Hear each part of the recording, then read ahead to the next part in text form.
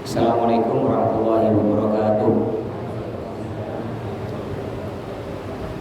Alhamdulillahirabbil alamin wassalatu wassalamu ala asyrofil anbiya'i wal mursalin sayyidina Muhammadin wa ala alihi wa sahbihi ajma'in amma ba'du. Al-mukarram muhtaram yang saya hormati para jamaah, Bapak-bapak, Ibu-ibu jamaah Masjid Al-Khair rahimahullah.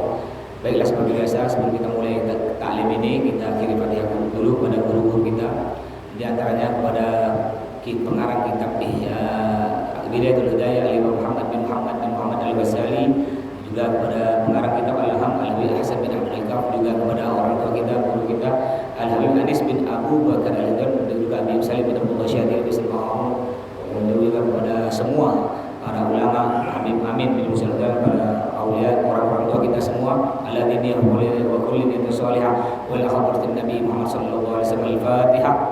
A'udzu billahi minasyaitonir rajim. Bismillahirrahmanirrahim. Alhamdulillahirabbil alamin arrahmanir rahim maliki yaumiddin. Iyyaka na'budu wa iyyaka nasta'in. Ihdinas siratal mustaqim siratal ladzina an'amta 'alaihim ghairil maghdubi 'alaihim waladdallin. Amin.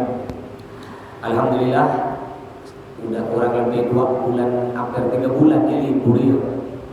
Sebenarnya mau dimulai malam Selasa kemarin, cuma karena ada 40 hari dari saudara kita Pak Jasmat, jadi kita ulur pada malam hari ini. Mana insya Allah mungkin nanti libur lagi dia, mungkin bisa taklim balik 2 atau 3 kali. Karena saya insya Allah tanggal 31 Mei, tanggal 8 Mei saya insya Allah mungkin masih bisa taklim, masih mau ke Malang dengan Abi, ngantar anak saya pertama. Doakan mudah-mudahan selamat dengan Abi insya Allah. Nah, juga tanggal 31 Mei berkat haji itu 44 hari, baru balik ke Pontianak tanggal 15 Juli insya Allah. Baik, mudah-mudahan semoga Allah disampaikan ke Mekah haji umrah, amin. Baik, kita lanjut. Bismillahirrahmanirrahim. Adabul istiqdad lisair sholawat. Akhlak atau adab sopan santun sebelum persiapan untuk memasuki sholat. Jadi sebelum sholat kita ada adab, akhlak, sopan santun atau persiapan sebelum sholat. Apa diantaranya? Beliau Al-Imam Ghazali mengatakan yang bagi ayyasta'idda qabla zawal li sholati dhuhur. Hendaknya kita mempersiapkan sebelum masuk waktu zuhur, faqaddimil gailulah, untuk tidur dahulukan tidur sebentar. Jadi ada tidur namanya tidur gailulah. Dari bahasa Arab golil artinya sedikit. Gailulah itu artinya tidur sebelum zuhur, tidur sebentar, kurang lebih setengah jam. Itu sunnah Nabi. Cuma kalau kita ini kan rata-rata kerja ya. Kalau kerja tidur sebentar, apalagi kerja sebelum waktu istirahat, di mana kena bos ya? Nah, mungkin boleh praktekkan hari Ahad kalau libur ya boleh. Niatkan sunnah Nabi. Umpama adzan zuhur sekarang kan jam 12 kurang seperempat, jam 11 boleh tidur. Niatkan apa? Niatkan mengikuti sunnah Nabi. In kana lahu qiyamun fil laili, kalau dia udah terbiasa bangun malam, aw sahrun bil khairi, atau begadang untuk perbuatan baik. Jadi dianjurkan. Intinya sebelum sholat kita dianjurkan untuk mempersiapkan. Sampai-sampai Nabi bilang begini, qaddimil asya qabla isya. Dahulukan makan malam qabla isya, sebelum sholat isya. Artinya makan, bahasa Pontianaknya, makan lo sebelum sholat. Kenapa? Karena kalau kita sholat dulu sebelum makan, ini biasanya kita ngayal kemana-mana. Apalagi makanan udah siap, apalagi sholatnya di depan makanan. Kembung goreng, ayam goreng, pas depan makanan. Allah Akbar sholat. Ada kucing lewat, kira-kira khusyuk tak sholat? Udah lewat, bukan cuma lewat, panggil kawan lagi 5. Boy, sini boy, kata dia. Udah nak mulai makan begini ah. Mulai dah sebuti, mulai dah. Kata dia kan? Nggak akan khusyuk. Makanya kata Nabi, makan dulu sebelum sholat. Juga bu, ibu, selesaikan dulu urusan rumah tangga, baru sholat. Memang sholat di awal waktu hukumnya bagus, pahalanya besar. Tapi kalau gara-gara kita sholat di awal waktu, ngejar sholat jamaah masjid, tapi bikin kita tidak khusyuk, selesaikan dulu urusan rumah tangga. Contoh, udah tahu mendung bu, Ya, pada waktu itu azan Allahu Akbar azan zuhur. Mendung. Ibu masih ada di Moran. Ya, angkat loh. Walaupun masjid udah komat, angkat loh. Angkat, simpan di rumah. Terlambat tidak apa-apa ke masjid. Karena kalau kita langsung bergejar ke masjid, sedangkan hujan udah 3 hari 3 malam, pakaian kita udah setengah kering, udah mendung, kita tidak langsung kita angkat, tapi kita langsung ke masjid sholat. Allahu Akbar sholat. Tiba-tiba hujan deras, mendadak hujan. Khusyuk tak gitu? Tidak mungkin khusyuk. Kompor, matikan lo kompor. Air, apa aja yang bikin kita menghayal kemana-mana, yang bikin kita tidak khusyuk, mengganggu kita sholat, selesaikan dah. Makanya kata Nabi, qaddimil asya qoblal isya. Makan lo sebelum sholat. Bukan sholat dulu sebelum makan, tapi makan dulu baru sholat.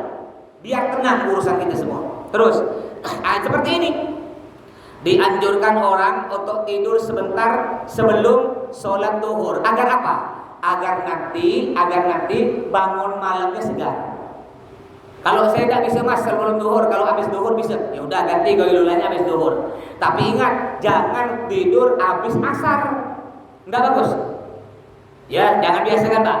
Sampai-sampai disebutkan barang siapa tidur setelah sholat asar 40 hari berturut-turut diwariskan junun, gila. Kalau tidak jaya, coba bapak-bapak, ibu-ibu tidur habis asar. Azan asar, habis sholat tidur. Bangun hampir maghrib. Itu segar apa tambah sumpek? Sumpek kan? Bukan tambah segar. Sumpek itu ya.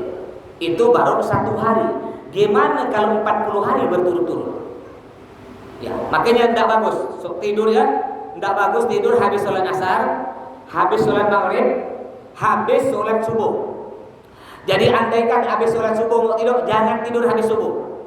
Tunggu loh, ngaji Quran, dia mau nonton TV umpamanya. Sampai kapan? Sampai matahari terbit. Udah matahari terbit kurang lebih jam 6, silakan mau tidur. Ada orang tua zaman dulu ngatakan, jangan tidur habis subuh, nanti rezeki kau dipeto ayam. Ngada kan? Nah, kalau hadis Nabi bukan rezeki dipeto ayam. Kata Nabi kalau tidur habis subuh rezekinya tidak berkah. Nah, karena orang tua dijelaskan lagi rezekinya dipeto ayam. Jadi peto ayam ya tidak berkah. Makanya lihat, ini kan warga kita ini kan rata-rata kata bahasa galau kata budak sekarang pejuang rupiah. Nah, kalau budak gang sini sama. Kalau gang saya itu saya biasa bangun jam setengah empat. Itu habis sholat tahajud biasa saya ngerokok sambil nunggu subuh, biasa ngerokok depan rumah. Saya hafal. Yang sebelum subuh udah ke pasar tuh saya hafal. Di gang. Masya Allah, sebelum subuh udah ke pasar. Tapi nanti azan subuh mereka balik. Sholat subuh baru berangkat lagi. Hanya berkah-berkah kayak gini. Yang tengah malam tapi dengan syarat sholat. Walaupun tidak sholat di rumah, sholat di pasar boleh. Boleh mas sholat di pasar boleh. Selama tidak najis boleh. Bapak ibu jualan. Lalu ada lapak kosong. Ya kita sebelum berangkat dari rumah udah punya wudu, sholat. Allah. Tapi mas, kayaknya tuh mas bisa jadi ada ayam bertengge situ mas, atau ada budak preman pasar kencing situ. Kayaknya mas, hukum fikih tidak ada pakai kayaknya tidak ada. Selama di situ tidak ada kayak ayam, sholat sah. Tidak ada pakai kayaknya. Kalau pakai kayaknya pak, tak bisa sholat gitu pak. Kalau main kayaknya ya. Nah, kalau kita main kayaknya nih, contohlah gampang lah. Nah, kita mungkin makan, beli roti nih, yang buat roti umpamanya, anggaplah orang bukan orang Islam, mereka kan tidak tahu bahwa itu najis atau tidak. Memang rotinya halal, tepung halal. Cuma kan mungkin mereka masih megang, sebelum buat roti masih megang anjing kan, udah itu ngadon roti dibuat kita makan. Kalau kita masih mau teliti nanya, tak jadi makan roti, tak jadi. Tanya, Pak, Bapak tadi buat roti sebelum bawa roti masih pegang-pegang anjing lah? Oh iya, tak jadi makan. Nggak usah kita tanyakan, ada makan halal, makan dah. Nggak perlu kita tanya, kalau kita tanya bodoh gitu. Tapi mas saya kan berhati-hati, bukan berhati-hati itu berlebih-lebih. Ya tersinggung lah orang yang punya toko kan. Ya kecuali udah jelas yang dijual daging babi, udah jelas haram. Tapi kalau yang dijual roti, kayak kopi, warung-warung kopi, nggak usah perlu ditanya. Maknya. Tadi kau pegang-pegang anjing di sebelum kau cuci. Tak usah tanya, tak usah. Ya, kalau kita tanya dimakan. Makanya tidak usah ditanya. Hukum fikih, nahnu nahkum bid-dhawahir wallahu yahkum bis-sarair. Kita ni melihat luarnya, Allah yang tahu isi dalamnya. Selama luarnya tak najis, tak ada najis. Contoh lagi, biasa ada orang was-was. Ketika hujan dari rumah mau ke masjid, itu kan kalau hujan walaupun kita pakai payung, percikan-percikan kan kena kain gitu tuh. Kan kena kain. Nah, kalau orang was-was, saking was-wasnya mau pergi masjid diangkat segini asar rumah. Biar tak kena. Paha apa? Itu dosa daurat. Nyampe di masjid membiayai disiram semua. Enggak perlu. Tapi kan Mas, itu kan jalan raya Mas.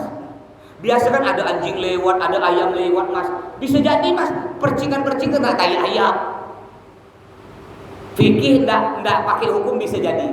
Kayak dia bilang, bisa jadi ada tai ayam. Kalau dibalik, bisa jadi enggak ada tai ayam. Gimana? Ayo, kita kan perasaan kita, bisa jadi itu ada tai ayam Mas, atau ada kucing berak. Sekarang saya balik, bisa jadi itu tak ada kucing berak, tak ada tai ayam, atau kena orang udah disiram, disingkat dah jalan, mari kita tahu. Jadi hukum fikih ngelihat luarnya, Bapak Ibu ya, biar untuk menghilangkan was-was. Jadi disunahkan untuk orang yang bangun malam, au sahrun bil khairi, atau begadang demi kebaikan. Jadi bapak tidur tadi koilulah ini artinya tidur sebentar sebelum duhur atau tidur siang. Niatnya untuk bangun malam, sholat tahajud, atau niatnya tidak tidur ngembun malam tapi untuk kebaikan. Contohnya ada pekerja satpam atau jaga malam atau kerja gojek nanti mau narik malam. Kalau gini Mas, niatnya Mas, apa tuh biasa kalau malam Ramadan main apa tuh namanya? Bok. Niatnya untuk main bok Mas. Gimana Mas? Ya main bok hukumnya enggak haram, cuma enggak masuk kebaikan. Ya hukumnya boleh-boleh saja, tapi enggak masuk kebaikan. Jadi tidurnya enggak dapat pahala. Tapi kalau niatnya untuk kebaikan, tahajud, baca Quran, apa boleh. Kayak sekarang kan ada bola di Indonesia menang ya. Kapan tuh semifinal? Udah bulan apa lagi? Hari Ahad. Malam ini. Ya, Indonesia lawan Saudi. Uzbekistan. Malam ini. Cuma katanya kalau nonton tidak ada izin kena denda ya. Kena penjara katanya, harus izin. Saya ini dengar berita dari orang, ya tak suka bola ya. Kalau gini Mas, kita mau begadang nih Mas, biar nanti ngantuk nonton bola Mas. Apakah tidur siangnya tadi di tonggo lula dapat pahala? Enggak. Kenapa? Karena itu bukan untuk kebaikan. Ya, bukan untuk apa? Bukan untuk ibadah, bukan untuk sholat. Tapi boleh-boleh saja, tidak apa-apa. Terus, fa'inna fiha ma'unatan ala qiyamil laili. Karena tidur qailulah, tidur sebentar di siang hari sebelum duhur, itu membantu kita untuk segar, untuk semangat, untuk ketika bangun malam. Saya Masya Allah kemarin saya pergi ke Abuya bin Hussein Baharu, ke kubur resort. Ya ada Bin Muhsin. Itu rupanya Abuya bin Hussein Baharu 24 jam tidak ada tidur sama sekali. Dari Ketapang pakai sepit, disepit tidak ada tidur. Sampai sepitnya mogok 2 kali bensin habis. Sampai Pontianak, ya, sampai Pontianak jam berapa tuh? Katanya mau istirahat. Tapi rupanya ketika sampai di Pontianak tidak istirahat, pergi lagi silaturahmi. Lalu balik lagi ke villa di kubur resort jam 9 malam. Saya ikut. Ya, beliau katanya mau istirahat. Nyampe di villa bukan istirahat, masih cerita sampai jam 9:30. Udah itu tidak tidur, langsung berenang. Alhamdulillah saya diangkat kena ramai-ramai. Kena emosi. La ilaha illallah, dilempar ke kolam renang. Tapi senang ya gitu pura-pura gitu. Sampai lomba nyelam dengan Abuya bin Hussein Baharu, lomba nyelam dapat hadiah duit 100.000. Ya, enggak tidur sampai selesai di kolam renang itu jam 12 malam. Pengawalnya yang ngawal teler darah-darah. Itu Masya Allah. Nah, jadi untuk apa kita tadi tidur sebentar tuh siang? Itu membantu kita agar nanti segar ketika bangun di tengah malam. Kama anna bis sahuri ma'anatan ala siyamin nahar. Sebagaimana sahur membantu kita untuk kuat berpuasa. Wal qailula min ghairi qiyamin bil laili kasahur min ghairi siyamin bin nahar. Sedangkan bangun malam kita sholat tahajud tanpa ada tidur siang. Tanpa ada tidur siang sama saja kita puasa tanpa sahur. Jadi sunnahnya kita berpuasa itu sunnahnya sahur. Dulu saya punya kawan, dia ini tidak pernah sahur, Pak. Dia sahurnya udah setelah sholat tarawih dia makan malam, udah itu tidak sahur dan dia kuat bertahun-tahun. Akhirnya dinasihati oleh guru saya dan sebenarnya tahu, memang tidak apa-apa dia kuat, cuma dia tak dapat pahala. Sahur tuh dapat pahala. Sayang, pahala 30 hari ente hilangkan. Ini setahun sekali. Jangan ente mentang-mentang wah kuat tak sahur. Iya ente kuat, cuma sayang sebulan ente hilang pahala ente. Apalagi kalau ente bangun sahur pas kena malam ganjil Lailatul Qadar, sama dengan kita nih bangun sahur 1000 bulan pahalanya. Makanya yang biasa tak sahur sunnah sahur. Tapi saya sahur jam 12 malam, Mas. Udah itu tidur, bukan sahur namanya, itu makan malam.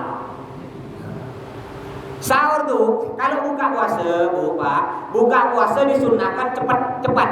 Adzan Allahu Akbar, cepat buka puasa. Jangan masih nak tunggu lo Pak, belum garing ikannya bentar lagi Pak ya. Tunggu ikan, enggak usah, batalkan dulu. Sunnah itu batalkan dulu. Umpama Bapak Ibu, Bapak sopir macet di tol. Adzan maghrib, enggak ada air, batalkan dulu. Dengan apa batalkan? Dengan jari bisa masukkan. Kalau masukkan sekali tidak batal. Tapi masukkan kedua kali batal. Namulah karena yang kedua ini ada ludah yang udah keluar dimasukkan lagi batal. Jadi yang penting batal gitu. Batal. Jadi sunnahnya membatalkan puasa. Walaupun kita tidak minum. Bangun kita macet ini tidak ada air, batalkan dulu. Jadi buka puasa disunahkan dahulukan, cepat adzan buka puasa. Sedangkan sahur disunahkan akhirkan. Kemarin adzan subuh itu kan jam 3:30 lah kurang lebih yang Ramadan kemarin. Sahur paling paling awal itu sahur boleh jam 3:30. Itu udah paling awal. Lebih bagus lagi jam 4. Kalau Abi sahur biasanya 15 menit sebelum imsak. Jadi kita saya pun di rumah gitu. 15 menit sebelum imsak sahur. Setelah sahur minum pas imsak. Jadi sunnahnya gitu ya. Nah, yang biasa tidak sahur atau sahur jam 12 malam, nanti tahun depan mudah-mudahan semuanya saya panjang umur ya. Terutama Abi Umi doakan mudah-mudahan saya panjang umur. Terus sebentar.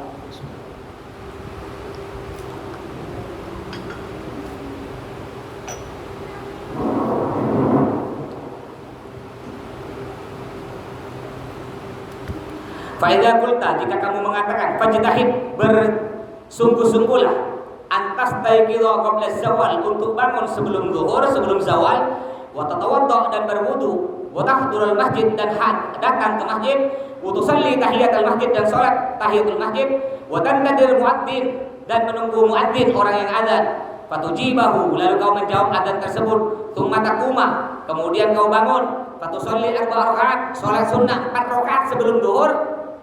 Akibat zawal, setelah zawal, karena Rasulullah SAW yutawiluhunna wa yaqul hadza waqtun tuftau fihi abwabus sama fa uhibbu an yurfa fihi amalun shalih. Jadi kata Nabi Muhammad, ya, waktu ketika azan duhur itu waktu yang sangat dikabulkan doa kita. Azan, setelah azan duhur ya, la ilaha illallah, itu dibuka, pintu doa dibuka, cepat kita berdoa. Makanya saya pernah bilang kalau tidak salah, 2 doa disunnahkan ngangkat tangan tinggi-tinggi begini. Yang pertama di padang Arafah, nanti hari Arafah itu tanggal 9 Dzulhijjah, satu hari tanggal 10 Dzulhijjah itu lebaran. Tanggal 9 Dzulhijjah itu hari Arafah. Disunnahkan yang tidak haji disunnahkan puasa. Dari tanggal 8 Dzulhijjah itu namanya puasa tarwiyah. Tanggal 9 Dzulhijjah puasa Arafah. Sunnah Bapak-bapak, Ibu-ibu. Tanggal 10 itu baru lebaran. Tidak boleh puasa haram. Itu ketika di padang Arafah, Nabi Muhammad ini ada Jabal Rahmah, di bawahnya ada batu besar. Kenapa disebut Jabal Rahmah? Jabal Rahmah itu, Jabal itu apa artinya? Jabal artinya apa? Gunung. Rahmah artinya kasih sayang. Gunung cinta. Kenapa? Dulu ketika Allah menciptakan Nabi Adam, ini sambil cerita tidak apa-apa ya. Allah menciptakan Nabi Adam, menciptakan manusia pertama itu Nabi Adam sendiri. Pertama Nabi Adam sendiri di surga. Yang Masya Allah, luasnya surga apa enggak ada batas-batasnya, saking luasnya, indah. Ini surga Bapak Ibu ya, surga. Sebelum kita minta, baru ngayal udah ada, itu surga. Ngayal nih, mudah-mudahan semua kita masuk surga ya semua ya. Mudah-mudahan saya duluan, Bapak Ibu belakangan, atau Bapak Ibu belakangan saya duluan. Tak apa-apa, yang penting masuk surga daripada tak masuk. Mudah-mudahan kita sama-sama ya masuk surga sama-sama. Jadi surga sebelum kita minta baru ngayal udah ada. Umpama Bapak Ibu dulu ngayal ya. Nah ngayal, oh dulu aku tuh pingin punya mobil Alphard, cuma tak kesampaian. Langsung ada Alphard dengan sopir-sopirnya lengkap. Ngayal apa dulu umpamanya? Aku pingin punya helikopter, ada helikopter. Sampai ibu apa ibu ngayal, dulu setiap malam Selasa di Masjid Al Khairat tuh ada majlis, ada Mas Toto, terus kawan-kawan ada. Sebelum kita minta semuanya ada, lengkap. Lengkap dengan saya, lengkap dengan kawan, sebelahnya lengkap, mukanya sama. Itu surga. Cuma surga tak murah. Surga sulit, itu harus puasa. Kalau neraka gampang, tak sholat neraka gampang lah ya. Surga berat. Ya. Jadi Allah menciptakan Nabi Adam sendiri di surga. Pertama senang Nabi Adam, siapa tak senang di surga? Apa pun ada. Lama-lama baru terasa. Aduh, memang surga besar. Cuma aku ini diam sendiri di surga, tak nikmat. Temenom Nabi Adam di surga begitu. Allah tahu isinya. Allah tahu apa yang dipikirkan Nabi Adam. Allah nanya Nabi Adam, ngapa kau mikir-mikir? Sebenarnya Allah udah tahu. Ya, begini ya Allah. Sebenarnya saya ini enak diam di surga. Cuma saya tak ada kawan, sepi. Oh iya. Akhirnya Allah ngambil sebutir tulang rusuk kiri dari Nabi Adam, diambil oleh Allah, dijadikan Siti Hawa, ya istrinya yang cantik jelita jadikan. Makanya Pak, kalau Bapak ronsen, Bapak hitung tulang rusuk kanan dengan tulang rusuk kiri lebih banyak sebutir tulang rusuk kanan. Tulang rusuk kiri laki-laki udah diambil, tuh jadi di belakang, jadi ibu-ibu. Makanya Bapak kalau punya istri suka ngelawan, marah-marah, kalau caranya bukan dengan kekerasan Pak, dengan lembut itu perempuan. Karena perempuan terbuat dari tulang rusuk itu bentuknya kayak huruf C, melengkung. Kalau dibujurkan setek patah. Caranya pelan-pelan dibujur. Begitu pula perempuan. Dan ibu Bu harus tahu diri. Ibu harus makasih ke laki-laki Bu. Dia rela berkorban sebutir tulang rusuk kiri demi ibu. Kalau tak mau Nabi Adam, ibu tak ada di bawah anaknya Bu. Tetap jadi tulang rusuk kiri. Itu berkat Nabi Adam. Akhirnya Allah bilang ke Nabi Adam dengan Siti Hawa, la taqraba hadhihi syajarah fatakuna minadh dhalimin. Adam, Hawa, silakan kau nak puas-puas, nak makan apa aja yang ada di surga ini kecuali satu. Jangan kau dekat-dekat tuh ada pohon di pojok sana. Disebut kata kita pohon huldi. Jangan kau dekat-dekat pohon itu. Apakah kau berani makan buahnya? Aku keluarkan kau berdua dari surga. Akhirnya Nabi Adam Siti Hawa pun tak berani dekat-dekat pohon tersebut. Dirayu-rayu kena si iblis. Iblis dulu di tempatnya di surga Bapak Ibu. Iblis tuh. Akhirnya dirayu-rayu. Tekalalah Siti Hawa. Diajaklah pada waktu itu Nabi Adam jalan-jalan dekat pohon. Dirayu kena Siti Hawa. Bang, coba kita makan yuk buah itu bang. Apa kata Nabi Adam? Oh tak mau. Udah lah bang kalau tak mau. Ngambek Siti Hawa. Ini kalau suami udah istri ngambek Pak bayar Pak. Bayar. Lauk ayam yang enak tuh tak enak Pak. Benar tak Pak?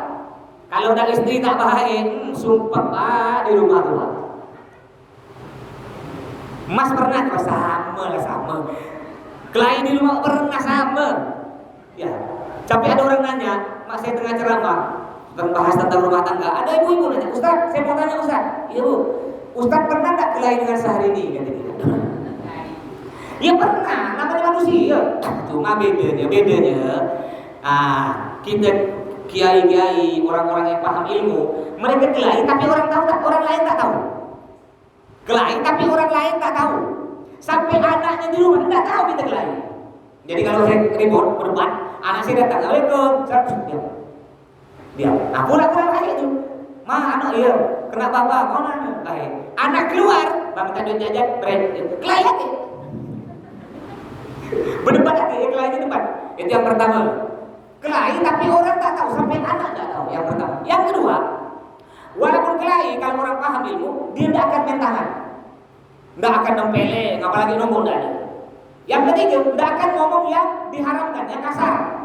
Setan loh, tidak ada.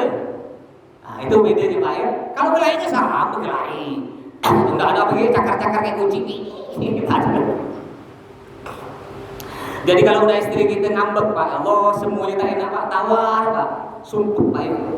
Ya kalau saya gini, kalau udah berdebat dengan istri, ada ribut dengan istri, ya saya duduk di luar dan ngerokok.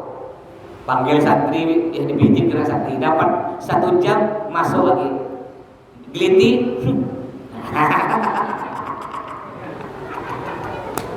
Itu perempuan tuh Pak, berkeluar lagi, rokok. Udah jam 1 malam, ya dia itu tewas tidur, cium ya sembuh lah. Dan jangan harap, ini di kitab adalah, jangan harap perempuan kalau salah minta maaf. No, nggak ada ceritanya perempuan kalau salah minta maaf dulu. Pernah ada Bu? Nggak ada. Yang minta maaf siapa? Ujung-ujungnya kita yang minta maaf. Itu perempuan.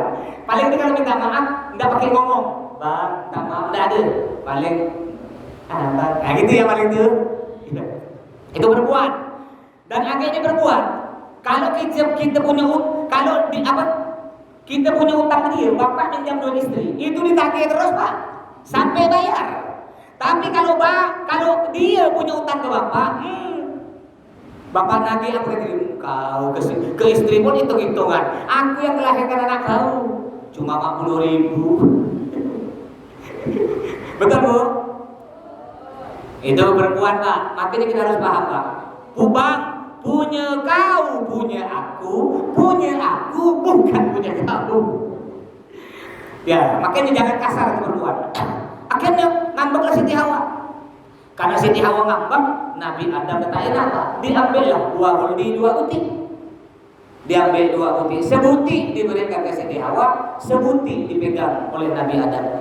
Pada waktu itu Nabi Adam makan ketika makan, sebelum masuk perut melekat loh di sini. Makanya laki-laki itu Pak disebut 2 huldi, namanya jakun. Laki-laki pasti ada ini, kalau perempuan tak ada. Jadi kalau bapak curiga ada bencong, cantik dia, cantik. Ada artis tuh yang laki-laki asli tapi kayak perempuan cantik. Siapa namanya ngetok tuh? Lupa saya. Ada yang soal TV biasanya terkenal. Tapi laki-laki asli, tidak ada operasi kelaminnya, masih laki-laki. Ya, bang bapak curiga, dia cantik suaranya, suara perempuan asli. Tapi bapak curiga, pegang leher. Kalau ada ini pasti laki-laki. Kalau perempuan tidak ada. Sedangkan Siti Hawa ketika makan, sebelum jatuh ke perut, melekat di tengah-tengah, terbelah 2. Alhamdulillah. Untung melekat di sini. Kalau melekat di dengkul, gimana nak nyusukan anak? Atau melekat di belakang sebuti, itu namanya tumor. Akhirnya udah makan, Allah pun murka, Allah pun marah. Diturunkanlah Nabi Adam, Siti Hawa oleh Allah dari surga diturunkan di Jeddah. Jeddah tuh dari kota Mekah kurang lebih 1 jam perjalanan. Sampai sekarang ada makamnya Siti Hawa. Diturunkan di Jeddah. Nabi Adam diturunkan di India. Makanya orang India dengan orang Arab mukanya tidak terlalu jauh, agak mirip-mirip kan. Contohnya ini disahrukan kan? Tidak jauh-jauh amat. Ya, saya 4 kali nyampe ke India, 4 kali ke Bombay. Pada waktu itu bawa jamaah umroh transit ke India. Insya Allah nanti habis lebaran ini ada buka lagi umroh transit India, murah. Yang mau ikut mulai Agustus nanti ada harga cuma 27 juta 12 hari. Cuma pesawatnya transit ke India 1 jam. Tidak apa begitu ikut saya balik kampung, ya, balik di Bombay. Nabi Adam diturunkan di India. Lalu Nabi Adam dengan Siti Hawa saling mencari puluhan tahun mencari. Oleh Allah dipertemukan di mana? Dipertemukan di sebuah bukit gunung kecil yang disebut Jabal Rahmah, gunung kasih sayang. Bertemunya Nabi Adam dan Siti Hawa di situ. Di bawah gunung tersebut ada batu besar. Di batu besar Nabi Muhammad SAW pada hari Arafah beliau berdoa begini, mulai kapan? Mulai setelah sholat zuhur sampai sore. Tidak turun tangan Nabi begini sambil nangis. Padahal Nabi Muhammad pasti masuk surga. Nabi Muhammad pasti masuk surga. Tidak mungkin masuk neraka. Bahkan Nabi Muhammad bisa masukkan orang ke dalam surga semau beliau berapa jumlahnya. Sampai-sampai Nabi Muhammad bilang 10 sahabat Nabi Al-Mubasysyaruna bil Jannah, 10 sahabat Nabi yang dipastikan masuk surga. Sampai Nabi bilang di antaranya siapa? 4. Siapa 4? Sahabat Nabi paling dekat, Sayyidina Abu Bakar, Sayyidina Umar, Sayyidina Utsman, Sayyidina Ali. Sampai Nabi bilang, Abu Bakar, kau masuk surga dengan aku. Umar, Utsman, Ali, Abdurrahman bin Auf, ada 10 orang. Kau pasti masuk surga dengan aku. Tapi para sahabat ketika Nabi bilang kau pasti masuk surga, nangis Bapak Ibu. Sholatnya yang asalnya sholat sunnah 2 rakaat jadi berpuluh rakaat. Baca Quran asalnya selembar jadi tiap hari khatam. Kalau kita kira-kira bagaimana? Tiba-tiba ada yang jamin kita nih, kau semua ini pasti masuk surga. Tuh apa sholat? Tak usah sholat ya surga boy, surga. Tapi sahabat Nabi 10 tambah banyak ibadahnya. Itu Nabi berdoa. Makanya disunnahkan 2 doa ngangkat tangan begini. Sampai-sampai diriwayatkan itu Nabi ngangkat begini sampai kelihatan putihnya ketiak Nabi. Bukan bulu ketiaknya putih, itu namanya ubahan. Ini dagingnya saking putihnya Nabi. Kalau kita ini banyak, kita ini kan ibu-ibu terutama tuh, masya Allah sininya putih, bu ya, glowing. Coba lihat sini hitam. Nabi Muhammad saking putihnya, jangankan wajah beliau sampai ketiaknya, tidak ada hitam sedikit pun, putih semuanya. Begini. Yang kedua, disunahkan berdoa angkat tangan tinggi-tinggi setelah wudu. Sholat doa setelah wudu? Kita kan habis wudu mana bilang doa, mungkin sunnah. Asyhadu an la ilaha illallah wa la syarika lah wa asyhadu anna sayyidina Muhammadan abduhu wa rasuluh. Allahumma ij'alni minat tawwabin waj'alni minal mutahhirin waj'alni min ibadikas shalihin. Selain 2 ini disunnahkan doa biasanya begini. Jangan angkat gini. Hanya 2 tempat tadi, angkat tinggi-tinggi. Yang lain begini. Doa biasa. Doa ini kan kita minta. Kadang-kadang ada doa orang, makanya bagus tuh ya, program dari API dengan Medus di Sungai Jawi, masya Allah nih, tempat lain tidak ada. Sungai Jawi kalau ada acara tahlil, selesai doa, Allahumma sholli ala Muhammad, baru dibagi nasi. Betul. Kita berdoa diminta pada Allah. Masa doa sambil bagi nasi? Amin, amin, amin. Orang 2, amin, amin. Ngolo-ngolo namanya. Allah mau beri, kayak gitu lah. Saya tidak berani bagi duit nih, Bapak Ibu bagi duit. Diambil, saya bagi gini. Enggak boleh. Gimana perasaan yang beri duit itu? Makanya yang betul tuh setelah kita baca doa, baru dibagikan nasi. Alasannya kan biasa gini, biar cepat loh. Kalau ingin cepat, sebelum mulai tahlil, bagikan dulu, biar lebih cepat. Bungkus-bungkus, masuk bre. Kalau di sini kan di Sungai Jawi dari dulu pakai piring ya. Baru sekarang ini ya. Sekarang kan pakai apa? Pakai bungkus. Kalau daerah Penerang tempat mertua saya tahlilan, umumnya bukan nasi. Tergantung malam ini biasa Indomie sebuti, aqua sebuti simpan di plastik. Besoknya biasa kue berapa kecil itu. Baru terakhir biasanya nasi bungkus. biar nggak repot. Nah di sini ada apa pun, ya nasi pakai bungkus biar cepat tadi. Orang datang break, jadi duduk. Kalau selala Muhammad selesai balik. Kalau mau mas, biar tambah berkah di rumah mas, malam ketujuh pakai nasi piringan. Silahkan apakah tuan rumah bebas. Baik. Dah kita lanjut ya, kalau sedikit ya kita lanjut fikih. Insyaallah ini kita belajar di Bidayahul Hidayah, kita lanjut nanti malam selesai akan datang. Ya. Sebelum saya lanjut mungkin ada pertanyaan silakan. Mungkin ada yang banyak pertanyaan mau ditanyakan, udah hampir 3 bulan ya.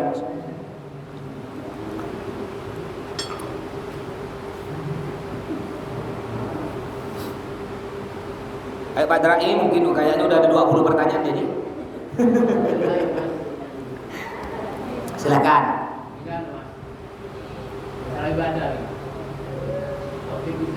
Itu pertanyaan yang bagus ya. Ada orang katakan kalau kita tidak baca Quran berarti ibadah kita berkurang. Sedangkan kita tiap hari baca Quran, tapi kita bacanya yang istiqomah. Yasin, Waqiah, Ar-Rahman, Tabarok, yang biasa-biasa. Atau mungkin bapak-bapak, ibu-ibu yang tak pernah ngaji baca kulhu ya terus. Apakah itu tidak baca Quran? Udah itu baca Quran. Sampai-sampai Nabi mengatakan, ini bagi orang yang pingin ya, pahalanya sama dengan orang baca Quran 30 juz. Caranya gimana? Baca kulhu surah Al-Ikhlas 3 kali. Baca surah Al-Ikhlas kulhu 3 kali, pahalanya sama dengan orang yang khatam Quran 30 juz. Pahalanya. Ya cuma lebih besar ya baca 30 juz kan per huruf 10. Ini bagi orang yang enggak lancar baca Quran. Baca kulhu, tapi bukan baca surah kulhu, bukan. Sampai selesai. Lam yalid wa lam yulad wa lam yakul lahu kufuwan ahad. Kayak ada orang nak mati. Ada orang nak mati kena keluarganya. Ya, ayo, kan biasa kalau orang meninggalkan baca Allah. Orang nak meninggalkan la ilaha illallah ditalkin tuh. Kena keluarganya, ayo Pak, nyebut. Apa kata dia? Bud. Dikira nyebut, bud gitu. Padahal maksudnya nyebut tuh Allah. Jangan Pak, kalau orang kafir meninggal, kita mau talqin, jangan ayo nyebut, jangan. Karena dia itu pikirannya kemana-mana udah. Konsentrasi Allah. Tapi kalau nyawanya masih agak panjang, panjangkan gitu. Pertama bacakan syahadat, asyhadu an la ilaha illallah. Kalau dia bisa ikut, wa asyhadu anna Muhammadar Rasulullah. Terus la ilaha illallah Muhammadur Rasulullah. Tapi kalau udah nafasnya udah kelihatannya kan nampak dan nafasnya udah satu-satu, jangan baca itu, Pak. Baca yang tadi Allah. Terus dekat kupingnya sampai dia meninggal. Karena itu pada waktu orang sakaratul maut, itu setan berlomba-lomba datang, Pak. Setan berlomba-lomba datang. Orang pada waktu sakaratul maut disebutkan dalam kitab, mereka merasakan haus yang tidak pernah dirasakan seumur hidupnya. Haus yang tak pernah dirasakan, sangat haus sekali. Paling haus kan kita kemarin bulan puasa. Coba Bapak keluar habis duhur, ada Ramadan keberapa kemarin tuh? Ramadan ke pertengahan kalau yang panas sekali itu. Pada waktu itu saya ngisi ceramah duhur jauh dekat bandara. Balik hampir asar, ya Allah, rasa mau batal. Itu udah haus sekali. Sedangkan kita nanti dicabut nyawa merasakan haus yang tidak pernah kita rasakan seumur hidup. Sangat haus. Itu ramai iblis, setan, jin bawa air. Kau mau dah air ini? Mau lah namanya gitu, pasti mau kan haus. Coba kau bilang Tuhan 3, Tuhan 4, Allah tak ada. Pokok gimana kita murtad? Caranya bagaimana biar mereka hilang nih setan-setan yang ngaco-ngaco? Makanya ketika orang dah sakaratul maut dianjurkan untuk baca apa? Yasin. Anak-anaknya kan datang keluarga Yasin wal Qur'anil Hakim. Ketika dengar suara Quran, lari nih jin setan nih. Itu gunanya. Ya, makanya baca Yasin terus. Sambil Allah yang baca Yasin terus. Sampai dia meninggal. Untuk apa? Untuk musuh setan. Biar setan tidak ngaco-ngaco. Terus. Jadi apakah tadi kita juga tidak baca Quran, cuma istiqomah, maghrib baca Yasin, subuh baca surah Al-Waqiah, pada waktu duha baca surah Al-Duha, bangun zuhur baca kulhu 10 kali, sama. Pokok intinya baca Quran satu huruf pahalanya 10. Walaupun kita baca, Bapak Enggak ada wirid lain. Wiridnya Yasin ya. Yasin, Yasin, Yasin, Yasin. 1000 kali tiap hari. Dihitung, iya 10, sin 10. Iya 10, sin 10. Kalau di bulan puasa naik double 100. Iya 100, sin 100 di bulan puasa. Bulan ini 10 turun lagi. Ya, jadi boleh. Tapi lebih afdal lagi kalau kita bisa lebih afdal tetap baca Yasin, Quran dibaca juga sampai khatam. Ya, lebih afdal lagi. Jadi jangan banyak-banyak lah. Mungkin maghrib tak usah selembar banyak awan. 3 baris. Isya 3 baris, Duhur 3 baris, balik tanda. Nanti kan ujung-ujungnya selama setahun insya Allah khatam. Ya, pada itu caranya. Kalau tidak bisa ya udah istiqomah tadi, baca Yasin, Waqiah, Tabarak, Ar-Rahman. Baik, ada lagi silakan.